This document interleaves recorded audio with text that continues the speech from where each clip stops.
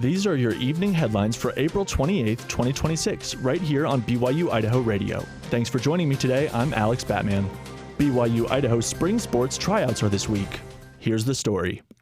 With competitive sports tryouts for rugby and soccer coming up, BYU-Idaho offers students a chance to participate in recreation that uplifts themselves and others. It starts with tryouts. We have student coaches that are going to be watching and evaluating the students that are participating.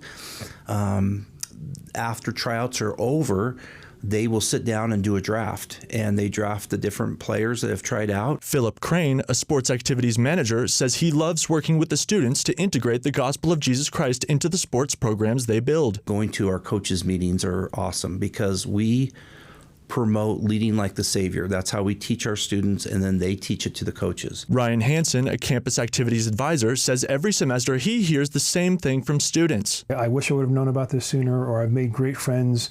I remained friends with them throughout my college experience. Hansen knows it can be intimidating trying out for a sport, but he believes students should give it a shot. Whether it's competitive sports or anything else that we have on our campus, there is a place for you to belong. There are people that you need to meet and interact with. Crane echoes the same sentiment. You got to get involved. If you're going to school at BYU-Idaho, you're missing out if you're not involved in something.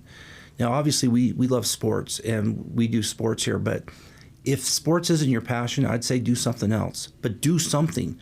Get out of your apartment and do something. Competitive rugby tryouts are at the stadium field on Wednesday and Thursday. On Wednesday, the women's tryouts will happen at 6 p.m. and the men's will happen at 7:30. Then, on the second day of rugby tryouts, men will try out at 6 p.m. and the women will try out at 7:30. Competitive soccer tryouts will be at the upper fields on fields 1, 2, 5, and 6 on Thursday and Friday. On Thursday, the men's tryouts will happen at 5 p.m. and the women's will be at 7. On the second day of soccer tryouts, the women's will be at 5 p.m. and the men's will be at 7. Tryouts are free, so anybody who is thinking about trying to test their mettle can do so free of charge. If you're interested in taking a look at the intramural sports the university offers, or if you'd like to register for competitive tryouts, go online to imleagues.com/BYUI. For BYU-Idaho Radio, I'm Alex Batman. The Dineen Cup Championship Series in Idaho Falls is drawing support from residents all across East Idaho. Jack Esplin has the story.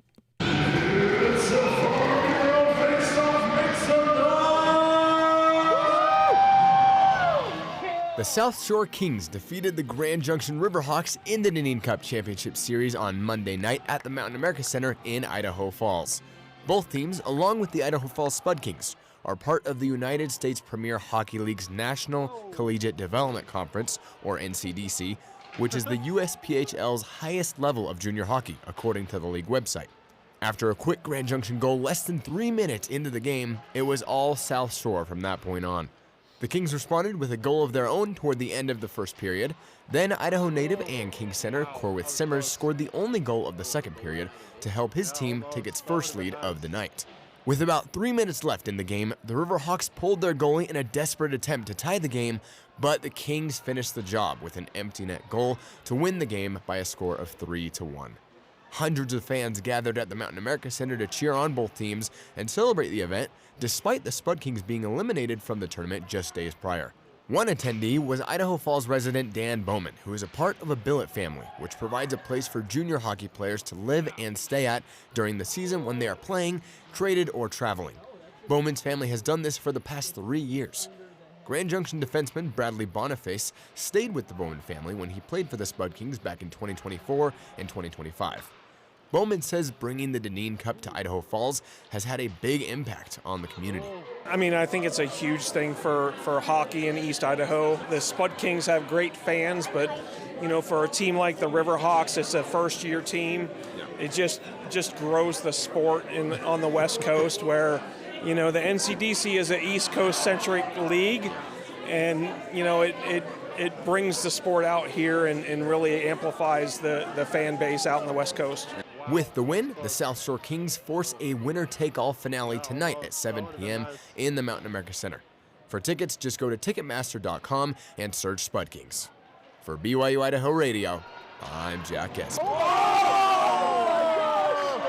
Oh my goodness! Junior Rangers and their families are invited to participate in Junior Ranger Day this weekend at Craig Thomas Discovery and Visitor Center in the city of Moose, Wyoming. According to a news release from Grand Teton National Park, the event is free to the public and will happen this Saturday from 10 a.m. to 1 p.m. Junior Rangers will have the opportunity to learn about ways to help protect Grand Teton National Park through a variety of activities, including games, meeting park rangers, looking at fire engines and snowplows, and more. Grand Teton Association will also offer a 15% discount at the bookstore during Junior Ranger Day. These have been your BYU-Idaho Radio Evening Headlines for April 28, 2026. Thanks for tuning in. More news, interviews, and great content are available on our podcast feed. Search for BYU-Idaho Radio on your favorite podcast apps. We're on YouTube, Spotify, Apple Music, and more. For BYU-Idaho Radio, I'm Alex Batman.